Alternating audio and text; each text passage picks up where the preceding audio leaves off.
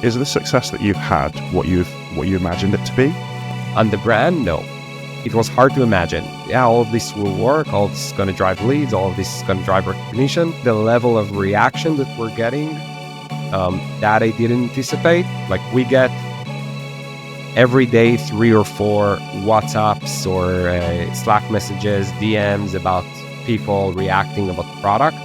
That's just incredible. Where do you believe the brand is today, and what does brand mean to you?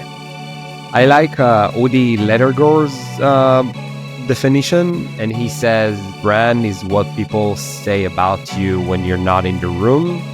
Okay, it's not the colors, it's not the stories, it's not the personality, it's what eventually sticks. That's what we want to feel, right? That customers are just raving about everything. We were always obsessed with like asking what makes the top 1% tick. So Gal, what makes you tick?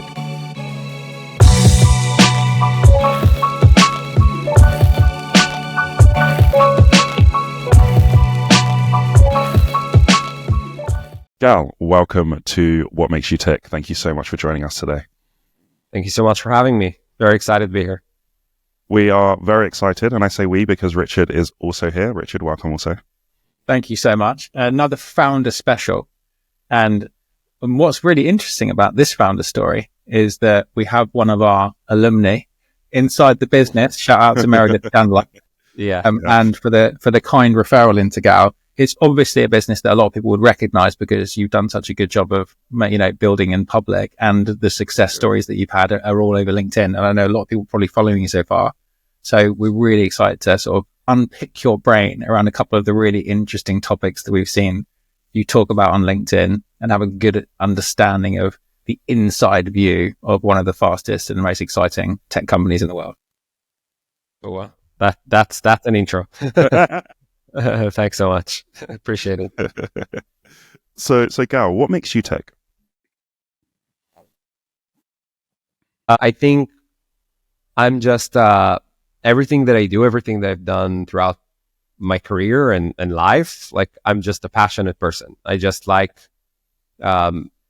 getting obsessed with things. Like, so finding something that I'm passionate about and going all the way and being really obsessed with success, right? With putting high goals and just getting there. That's what makes me tick. Like, that's like what I wake up for, and I wake up early. And if I feel that I'm at a point where I'm a bit bored and I don't know, I wake up at 5 a.m. And if I feel that I don't want to wake up at 5 a.m., if I'm at this period in my life, then I'll just recalibrate. Okay, what's the passion? Where I'm going towards? What I'm passionate about right now?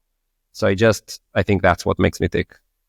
And I hopefully it comes across also on LinkedIn. That's like, I really love that, and I kind of invest a lot in every post. So that's one example. And what was your first obsession? So what I remember is guitar. Probably there've been more prior to that. Yeah, I've played I have acoustic guitar, classic guitar, electric guitar. I did concerts when I was learning as a teenager. Started at 12, and it's until today. It's a hobby. But yeah, I took it to the extreme, really, as far as I could, and then moved on to something else.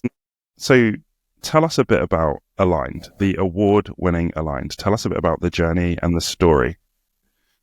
Yeah, absolutely. So I've been in sales for 17 years. We're 2 co-founders that came from sales, and I was VP sales and CRO, built 4 sales organizations from scratch. Was fortunate enough to see the 1 to 100 million ARR journey, and really a lot of that. I've seen a lot of things, and Align really was born from a lot of the challenges that we've experienced. And really the story for us started when my co-founder, we're 2 gals. It's funny to say, that are from sales, and we work together at the same company. And we were always obsessed with asking what makes the top 1% take? Okay, that was the question of how do we hire? Like we were at a very complex sales go-to-market motion. Then how do we successfully hire the ones that are really crushing it and are able to manage the really complex deals? And like one day there was this really strategic deal that was closed, like this unbelievable 440K deal outbound, closed in under 90 days. Okay. And it was super irregular. And the AE was just ran a perfect execution, right? It was like, there's no us. Every call was about the problems. There was almost not about the conversations and it was almost not about the product. It's like a paid advisor. And she project managed the deal with mutual action plans. And she created this Google Drive folder with all of the materials over there in one place. And I remember the aha moment. Basically, it was a Friday afternoon when we closed that deal. And we asked her, what did you do? Like, how did that happen? And she basically said, it was the first time that I was really, when I'm thinking about it, I wasn't selling. I wasn't a salesperson. It wasn't about me trying to get to the quota. I was just obsessed with really delivering a buying process experience that they'd pay for. Okay. That was kind of the thing. That when it clicked, that the really top sellers are just, yes, there's great. They work hard. There are a lot of other things, but they worked hard at making things easy for their customers. That's what they work hard at. And that's really when things clicked for us. And that's like the secret sauce, to really be buyer obsessed and focused on experience, focused on facilitating the buying process. And then when we reconnected a few years later, we basically, that aha moment became the inspiration. We saw B2B sales is just getting more complex. It was post-COVID. Everything, crashed, the markets and everything. We saw that buying is changing. Everything is more digital, more self-service. Buyers don't want to speak with salespeople as much as they did before. And nothing in the tech stack is helping the sellers sell. Everything in the tech stack is really about reporting for management. Sales enablement is basically sales to marketing alignment. It's about internal content management. It doesn't really solve the core problem of us people failing to hit quota. And then we understood that's an opportunity. That's where we're passionate about building tech. And when we saw the actual workflow, we're like, the workflow is basically 30 years old. There's Figma for designers. There's Asana and Monday for project managers. They're not using spreadsheet, but in sales, we have a sales spreadsheet mutual action plan. We have email back and forth. Here's another attachment. And our champions are failing. The buying group is struggling to gain consensus. So that's where the idea came. Let's build a workspace for sales, for revenue teams and their buyers that will just help solve buying complexity and selling complexity, and just, everything in one place, content in one place, with AI that answers buyers' questions and automates some of the processes, with analytics on what's going on when you're not in the room with buyers, hidden stakeholders, standardization of the sales process for leaders. And it just works today. Really, we have 3,000 new users every month and tens of thousands of users using the product. And it just helps people close more deals faster. That's the idea. What have been some of your favorite success stories so far from Aligned? Definitely LinkedIn. Yeah, definitely LinkedIn. I had this when we started. Gong was an inspiration. That was one of the companies that I wanted to model. Also, ClickUp, and of course, Apple was, for many years, a company that I read a lot of the biographies and the books. And so I had this thing. Okay, another obsession. Wow, I have to build brand. Like, brand Align is gonna be all about brand, but then we also had to bring leads, right? And how do we bring leads? I don't know anything about marketing. I came from sales, so basically we started doing what everyone doing, which is trying to capture demand, trying to just throw dollars at Google and at SEO and Google ads and try to buy leads and go to events and do things. But we need volumes. We're a PLG business. We need a lot of freemium users all the time. And that's when I started kind of listening to Chris Walker, if you know him from, like, he's on the marketing side. He's doing a lot of thought leadership and everything, and basically got kind of exposed to the idea of demand capture versus demand creation and the dark funnel, and that how buying decisions are made today. The word of mouth is really not at events. It's at people listening to a podcast like that and sharing posts on LinkedIn and then sharing them in their internal Slack groups. Then I understood, okay, there are two things going on that we have to do. One, like, people don't know yet digital sales rooms, the space. So if we just spend so much money on trying to capture it, that won't work. If we try to compete with the long tail of marketing, SEO, keywords, then we just compete with Gong and all of these companies. So what we need to do is basically evangelize the category. That's one. And secondly, if that's the modern word of mouth, that's where things are happening. We just need to hack all of these channels and to bring virality and exposure from there. And just last kind of question about Aligned. Is the success that you've had what you imagined it to be, or is it totally different to what you first thought it could be? In terms of what the product is doing, or kind of where the holistic picture? The holistic picture, because we were talking before about you're going out for a G2 award against some of the the biggest, most established companies in the world, and you're winning. So is that kind of what you imagined it to be doing at this stage, or is it a bit different? Yeah. I'm pretty much we've hit, knock on wood, all of our goals all the time. Even during the downturn and everything. So it was really planned. We're executing. I think that's one of the things that we have going very well. It's really like such a talented team of everyone are like growth hackers in their mindset and great at execution. So yeah, I would say on that perspective, yes. On the brand, no. Like, yeah, it happened. I was going at it, but I didn't believe. It was hard to imagine. Yeah, all of this will work. All of this is going to drive leads. All of this is going to drive recognition.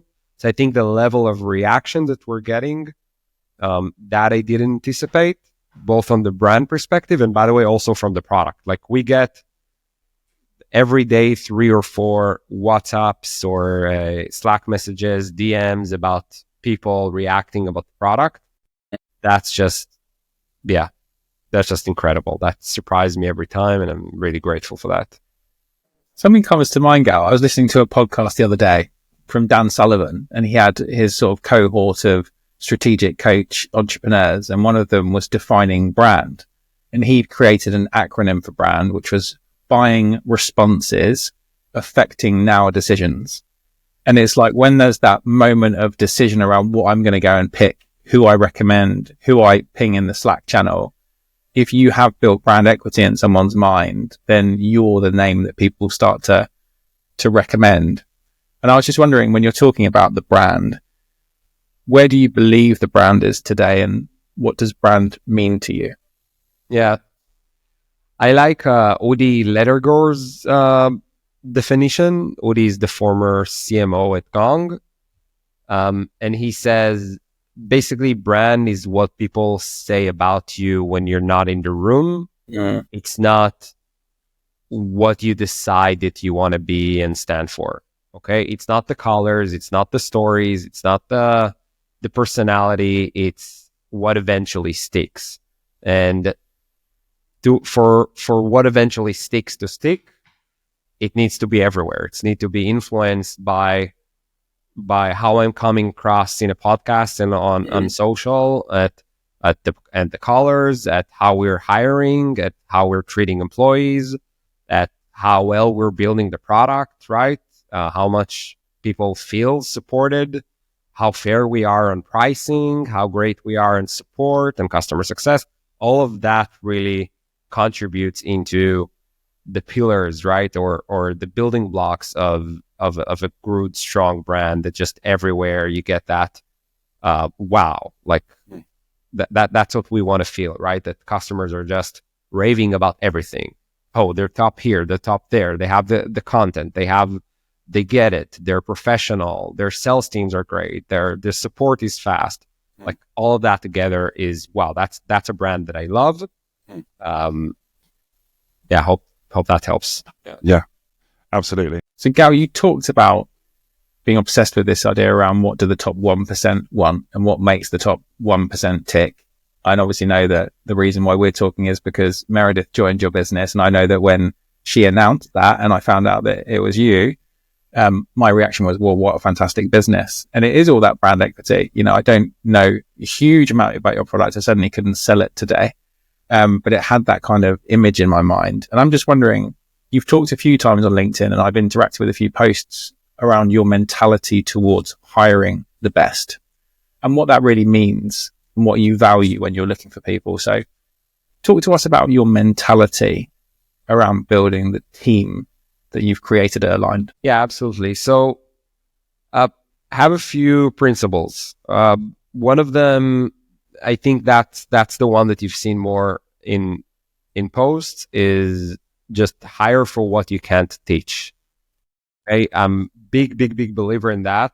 And I shared a few times this story when we were working at site at the same company, we had one of our most successful SDRs was, and we were doing, enterprise 160K ACV, something around that range. So really SDRs were more experienced. We needed more experience. And one of the most successful ones was just a person, just one day, I have my director calling into my room, knocking on the door and saying, after lunch, hey, you won't believe what just happened. Like I got the best cold call of my life. And it wasn't a prospect. No one's selling me anything. Like it was this guy, like was a rookie, right? And he's pitching himself to come and work for us.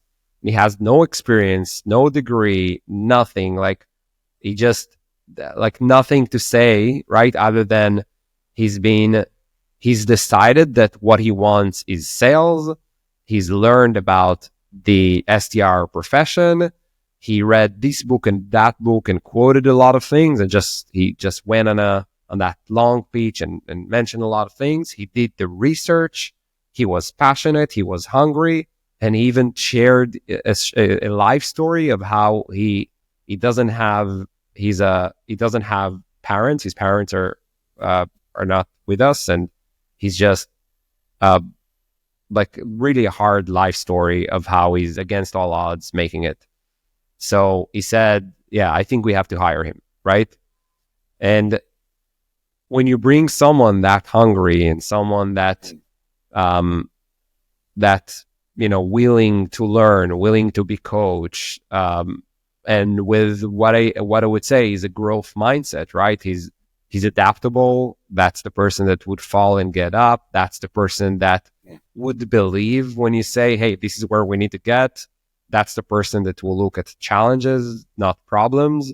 Then that's like the secret sauce. That's what makes great hires.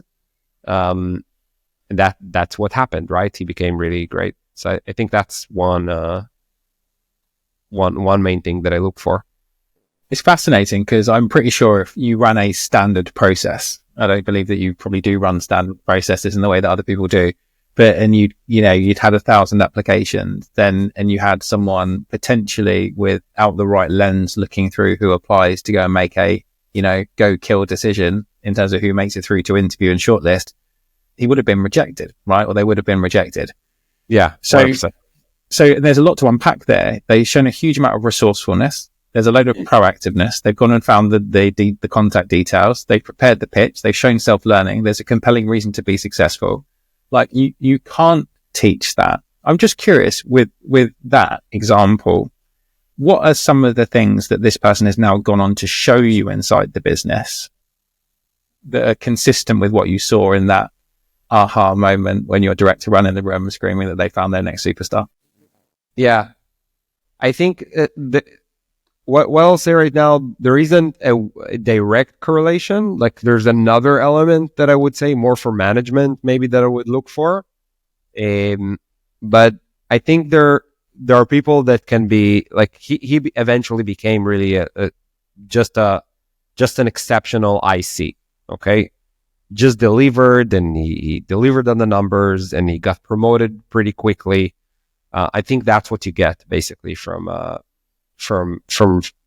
hiring from what you can't teach, right? Like, skills you can teach, knowledge, right? People can learn, and people can work on their skills, but attitude is, I believe you can go to Tony Robbins' event and improve your attitude, but that's like, how can we as employers affect it? But that's like the hardest thing to teach, and that's the true force multiplier, right? Now, other than that, I think other than him eventually really becoming a top player and delivering great results, I think there's another thing when you hire and you try to think about people in a way of, are they going to just do the job, or are they going to take resources from us? And like that's you don't hire, right? Like, if you think that there's another rule. If you think that someone is a B, you might end up with a C. If you think that someone is an A, you might end up with an A, or you end up with a B. And C players, right? You don't keep around. So that hopefully will not happen, right? But eventually, some people drag you down and consume resources. Some people don't need a lot of resources, and they just do the job. But some people can change the business around, right? Can turn it around. And I think these people, when you find them, these are the ones that are proactive. They come up with ideas. They fix problems beyond their roles. So I think that's more than just the attitude element. It's just thinking about, is this person, like, if I bring this person right now, are they just going to do the job, or are they going to turn the business around? When you find someone like that, that's a game changer, because they just, I've seen it. My co-founder, actually, Galdich at Site, he was my first AE and then sales director. And he was one of the people that turned the business around. He was building with me as an IC half of, like, a ton of processes, like a big update to pricing. As an IC, he sat with me together and we thought about it together, because he was so smart and so hungry. We should just kind of go at that level, right? And then he became a director and he influenced the business across multiple levels. I love that. I think it reminds Tolu, in our first ever conversation, we talked about the fact that we'd both been in businesses for 12 years and had like various promotions through businesses. And, I know particularly from my own story, I would spend a lot of time with my line managers or the CEO of the business, even on weekends, building out plans. Like, what does this look like? And presenting like a plan around, here's how we'll take this business unit to the next level by focusing on these things. And it was just natural to think that way, because you weren't imagining like what I would do if I had that position. It's like, how am I going to improve everything? And the language that we use to describe that is an intrapreneur.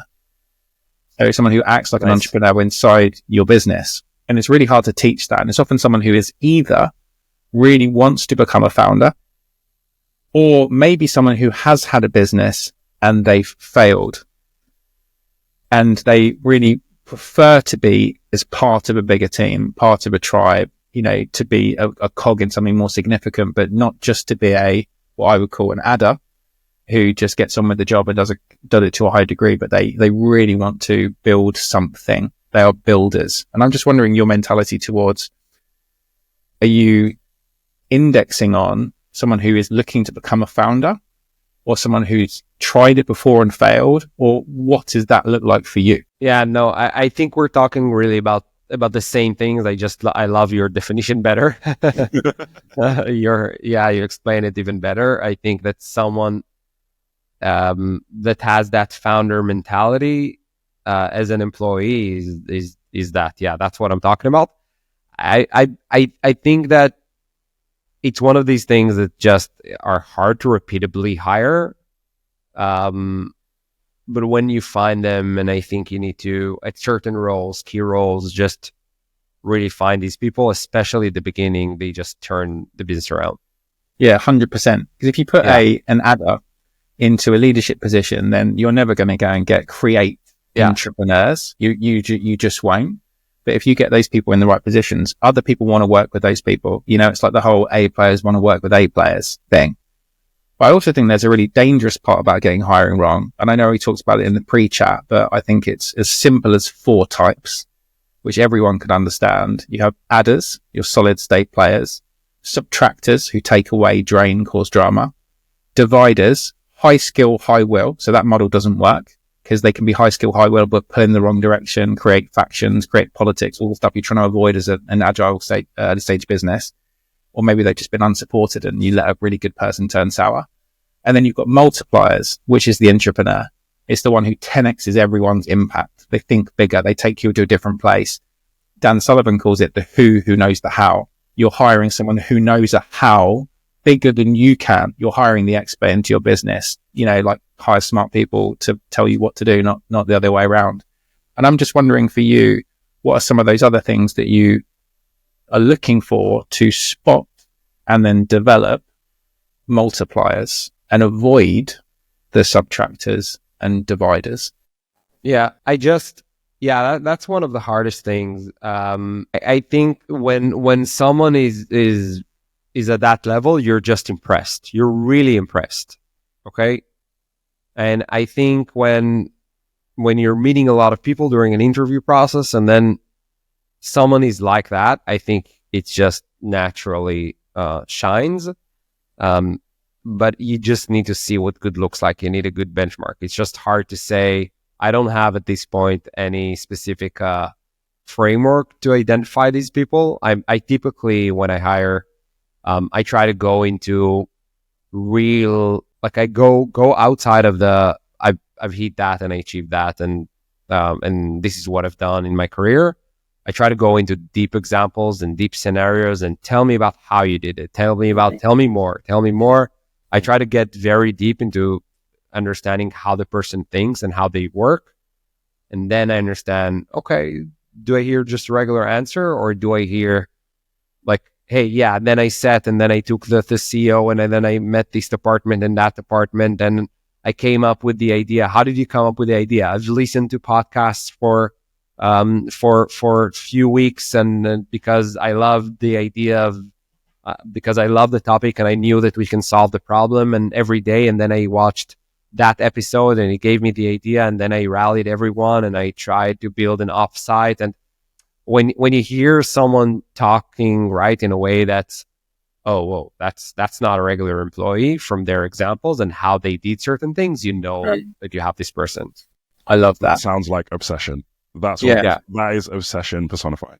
Yeah. You can't get it wrong. I think there's a few facets to it that I've been working through. And I think one of the key things you talked about is that collaboration piece. These aren't lone wolves because you can hire someone that really wants to just be exceptional with huge ambition, but that comes at the expense and they'll cut corners to try and be number one, try and be the tallest tree. So that collaboration piece and the alignment piece. So alignment is one of the words that I would use, ironically. But then it is that extreme ownership and the resourcefulness too, because they have to be able to create something with potentially limited resources. And I think one of the mistakes that I see founders make consistently, and I'd love to get your take on it, is we're in a category and we've got some real big players in the space. And what a lot of investors will push founders towards and even boards might go is, right, well, let's go and hire from the big guys, you know? Yeah. Let's hire the top salesperson. Let's try and steal that manager, poach, overpay. But they often, in my experience, lack the resourcefulness. They have resources and they lack the resourcefulness to play at that level, even though they tell you that they want the impact. They tell you they want the challenge. But then when it comes to it, they don't produce. And I'd just love to get your take on that. Yeah, I think that's one of the biggest problems. And if we're gonna get to the enterprise sales topic, I think it repeats itself from. I think that a lot of things like boards are great and boards are pushing the company and it's coming from, goodwill, and they have a lot of great recommendations. But a lot of times I've seen that as an executive at companies, and like they would go and really push for these X Google, the 1 to 100, 3X exits, because they're not in the details. I don't blame them, but most of them are not in the details. They're not in the business, and they get excited by these kind of things. Award and right. And here's who I landed as a hire. Okay. And then that drives certain behavior, and the CEOs and the heads of, they try to bring these people, the years of experience, the 3 exit and all of that. And then they end up paying a fortune. They end up, not being, hands-on. They're just too high level. A lot of times I think that the people that say, I'm a builder, and they're going again and doing the 0 to 10, 1 to 10 or whatever it is. I don't know. I've personally, maybe some people won't agree. I don't think you can do it a lot. I think that unless there's something so unique going on, you're just people need growth. Growth is one of the basic human needs. They need something new, something exciting to happen. So if you bring someone that did the 1 to 100 twice, and now you bring them again, you're probably gonna get someone that's not as hungry. So we're basically, and then they're trying to copy paste, and they fail. To really succeed right now in what we're doing, we're learning. I'm learning things for the first time, and I'm passionate when I'm learning. So. And that's what drives me to learn, because it's not, if I'll do sales right now, by the way, I won't be as good as I was a few years ago, because I love it and everything, but I won't be as hungry to do sales as I was at the beginning. So I think that's a big thing. And then so you're not hungry to learn, and then you just go to the default. I've been doing this for 20 years. Let's just take my old playbook and let's just copy paste, and that also fails. So I'm a big believer in, when you're facing these situations, I'm a big believer in internal promotion culture. I think that if you don't have internal promotions, that's a sign of weakness. You don't have really culture.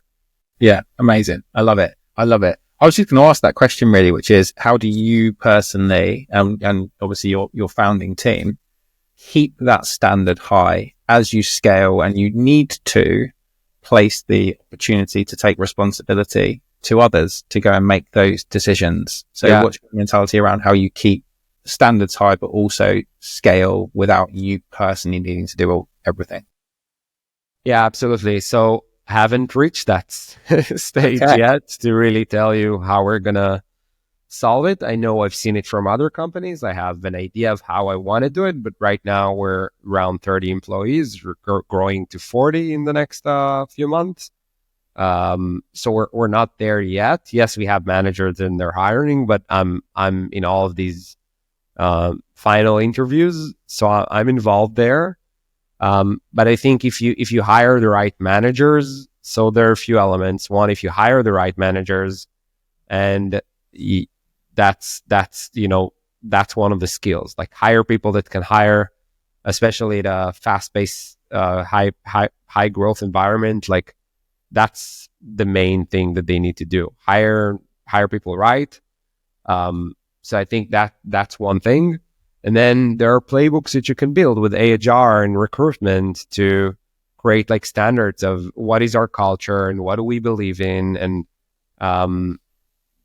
kind of create scorecards, right? Like, there are some frameworks and things that really help create a good hiring process. Exactly. Yeah. Common process, common language, common understanding. And I think educate around that all the time, educate the hiring managers. And the other thing is what I think a lot of businesses miss, and I'm sure that you don't, just the way that you built your own business, is that it's a candidate experience. You know, it's a buying experience for people when they come into your process. If it's slow, if it's not responsive, if it's the same as everyone else, then they don't see the differentiation. The fact that you're still taking that care and that you're creating this experience for people when they come through the business, they know that it's a top priority to get the hiring decisions right, shows that it's the right sort of place for people to join. So Gal, the other thing that I would love to talk about is moving up market. I know in our pre-chat, we spoke about how every business wants to move up market, move into the enterprise, but a lot of businesses get it wrong. And there's some mistakes that are consistently made. What do you see as the big mistakes that people make in their attempt to move up market? Yeah, I would start with something that maybe not a lot of companies will love to hear, is that they're probably not ready for enterprise sales. Like most people think, when they think about moving up market, they think about, hey, let's go to the enterprise. And I would say maybe 90% of companies are just not ready. I've led teams that were closing $1 million deals, and I've seen also CEOs fire half their team because the enterprise push failed. I've seen a lot of enterprise sellers get hired and then say, yeah, I'm still working, I'm still building pipeline, we're still building progress, we're going to have a POC soon, and we're making progress, and like it's 6 months and 9 months and the company needs revenue. Like there's so many things going on there, and I get it. It connects a lot to what we talked about earlier, expectations from board. Again, I don't want to be anti-board. I have a great board, and really they're very helpful, but you get the questions of, hey, higher ACV, we need higher ACV, and then the immediate thing that everyone say, you need to go more up market. We want to see the Apples and the Googles and all of these bigger logos. That's how things go. But then I recently wrote a post about it. There are 5 really main challenges. And one is people tell themselves, yeah, we'll just use the same product and we'll just go and sell it now to Apple. Okay. That just doesn't work. It's a new persona, it's a new competition, like new business needs, even a lot of things are new. Second thing that they're saying is our current sales team can just close bigger deals. Like they're great. But enterprise AEs are a complete different breed. To really land the big numbers, the AEs can maybe move 50% higher in ACV, something like that, and with really a lot of coaching. But if you take an AE that's used to closing 20K deals and now bring them to a six figure deal, they just won't be able to do it. They don't get the mentality. They don't get building business cases, speaking with executives. It just doesn't work the same way. Or they're thinking, okay, so we just hire an enterprise AE from Oracle, okay, and they've done $5 million last year, okay, they'll crush it. But then it can take like a year, really, and we can talk about this more, but really, if you hire someone right now, you'll get them in May. I don't think they'll close a single deal this year. They might close one POC, which will be a one-time payment for a POC. Or they're saying we just need meetings with bigger logos and then everything will work. But demand generation, marketing for the enterprise is different than marketing in volumes. It's events, it's different thing. And the last thing that people tell themselves, okay, let's just, level up sales. Like we think sales are ready, but CS might not be ready. A CSM, it's the same thing. A CSM that can manage a 5-figure customer is not the same CSM that can manage a high 6-figure customer. It's just completely different skill set, the same way as AEs. So these are the challenges. What's one thing, if you think about each of those challenges, what's the one thing you would tell people to do to start mitigating those challenges and overcome them? I think people need to just first realize that enterprise doesn't mean bigger deals. It means a whole new go-to-market motion. And growing your ACV over time is critical, but if you try too fast, you just get burned. And you need to do this. You need to first learn that this is a go-to-market motion, and try to be more strategic and holistic about how you do it. So a few things that you can go and do is just work on complex selling skills, right? Like work with the team on what it is to build business cases, better discovery. It's typically discovery, just discovery training. That's how you grow ACV. Because if you sell a product level problem, you get a certain level of payment. Okay, like the CFO hears, oh, okay, it's like this thing that solves this efficiency or here and there. But when you learn how to run discovery that uncovers a business transformation and why something is critical for the company, then they can tie it into a 6-figure problem. Okay. So teaching complex selling skills, updating pricing models, playing around with and testing, giving your head of sales, hey, go wild. Okay. Let's go on calls and just test. Okay. Bring our pricing up by 20, 30%, or let's try this kind of plan. What do you think about maybe doing this? Or give them a full project to go and research and experiment. That works. Like I have a story about at site, we doubled ACV from 70 to 160 range, more than double, by doing that. Another thing is splitting SMB to mid-market. That's something that really works well. So you're not yet really going to the enterprise, but the same AE is trying to sell high velocity, going on a call. And then sometimes it's the same effort, okay, to bring a 50K deal and a 20K deal. Sometimes it's the exact same effort. But you need to be more strategic to really be able to have the same win rate. So that split works. More enterprise level features involving management more, and buying aligned. That's another one. That's the answer. It triggered for me is that we had Adam Baker on, who's a CEO of DealPad, and he talked about growing average order value from like 20K to like 200K. And one of the things that he focused on was solving bigger problems. And it was all about discovery, exactly what you've said. So founders are aligned on that thing. Yeah. And I think it's one of the most forgotten skills. Everyone focuses in sales training around, negotiation and closing and all these things. And actually the principle that you really have the context behind the business and you're asking deep enough questions and finding out enough stakeholders and what they care about to work out how this isn't just a point solution. This is like you say, a transformation, or like it's going to literally completely revolutionize their business. You will be a multiplier for their business. And when you find people who would advocate you as a champion to help you to multiply their impact as a human being in their business trying to grow, then that's when you start to find it. And I'm just wondering, when you're talking about the skill of discovery, what's some of the most important things for you when you're talking about becoming world-class at discovery? Yeah. Okay. So I think a few things. One is first to understand that discovery is not for you. Okay. I think there's discovery and there's qualification.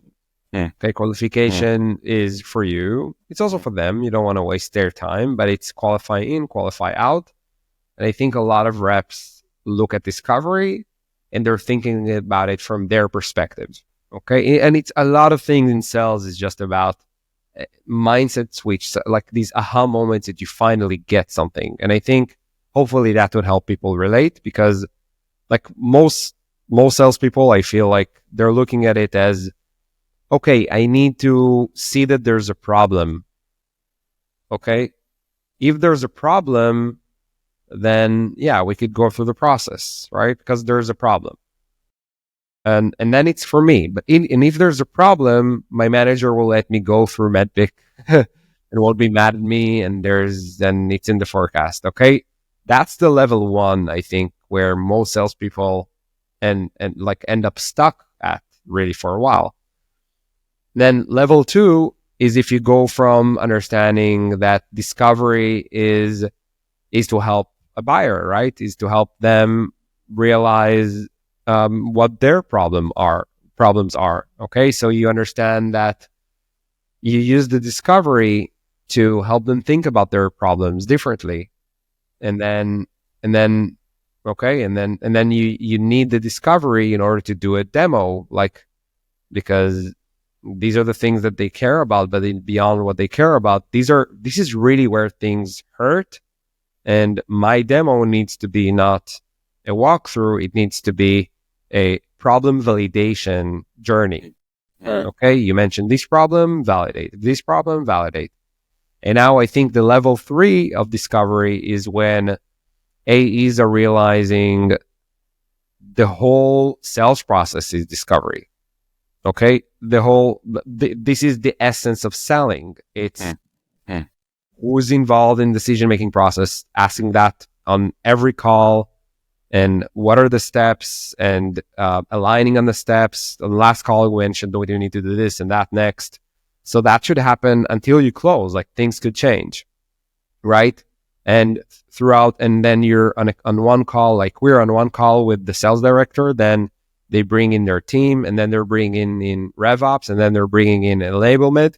Each one of these people needs different discoveries, because they're coming from different directions of the business. So all of these processes discovery, and all of the discovery results in a business case, right? It results in something that happens in a 30-minute discussion eventually in a room between a few stakeholders, or a CFO, CEO, and a champion, over this one page, or they're having a 5-minute conversation after months. So all of your discovery really, pain related, problem related, impact related, adds in that. So I think that's the third element, and that's when AEs really realize that this is what they're doing, that the essence of selling is that discovery, and everything ends in that business case, and everything should lead to that business case. The level of understanding that I'm developing throughout the sales process should result in me being able to digest and everything into such a compelling one-page case that someone cannot ignore and cannot say no to. That's where you master it. I love it. I was going to ask you on this topic, because I think it's really fascinating, is you are building a business. You know, you've got your Series A funding, you're winning awards. Where are you in the process of starting to move up market, and what are you doing to get there? Yeah, so we're doing everything that I just said. Everything that I said, we're in the process from the day we started. We're all the time moving more and more and more and more. And we're deliberately not going too high, not developing the features that we know that are going to matter for the biggest organizations.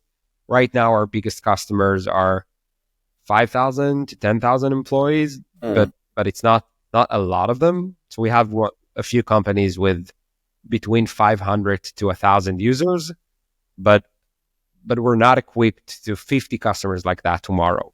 Okay. So, and because for us, we're a PLG business and a direct sales business, and PLG in essence pulls you downwards. So a lot of companies can go and say, and that's what we did at Site. So the 40K to 70K range, that's it. We're not selling them anymore. Okay. That ACV, that's it. We stop. And now our entry is going to be 70K. Now they don't answer these leads. They deflect them. They kind of they qualify them, right? At the SDR level, they tell them the price, and then they qualify themselves out. So as a PLG business, we can't do that, because everyone can use the product. We have pricing to self-serve. So we're constantly kind of moving higher and higher and higher, and using everything that I mentioned earlier. So, Gal, as we close, we have a closing tradition on the podcast, which is our tick fire questions. Are you ready? Yeah. If you could start your own podcast tomorrow and you could have one guest, who would be your guest, dead or alive? Jen Allen. Okay. Why? I think she's one of the, like, not a lot of people write content, and first, she's very passionate, as I am. And other people write content in a way that's really deep and research driven, and they're dedicated to the craft and learning sales more versus just, hey, here are tips. I think she's just one of the top. Amazing. Who are some of the leaders that you look up to? The leaders that you look up to that have inspired you? I mentioned Steve Jobs. I would say leaders, they're not leaders from the business world, I would say, but Tony Robbins, like one of life-changing experiences for me, is someone that I've followed for years, and I would say, big leader. I think these are the main ones. What's a book that's made a big impact on you that you would recommend for another founder to read if they're about to start their journey? A founder? I try to, like, there's all of the cliches that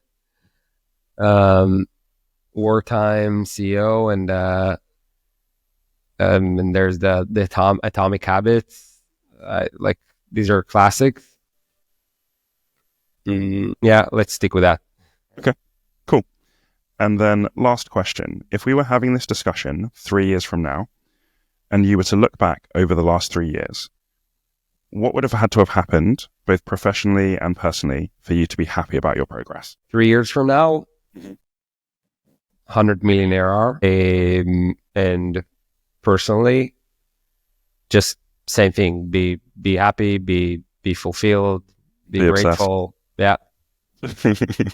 be at that level and still, love what I do and have the same passion and energy and be still, like, motivated to look at the next milestone.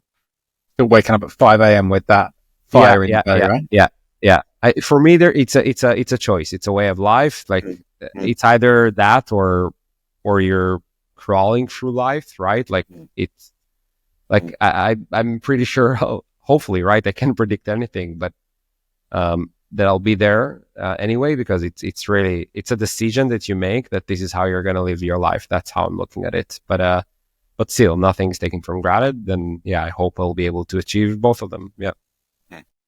Gal, thank you so much for being on What Makes You Tick and for sharing your insight and your experience. It's been an amazing episode. So thank you so much. Absolutely. Thank you. Great questions, and really enjoyed the chat. Thanks so much for joining us for the What Makes You Tick podcast.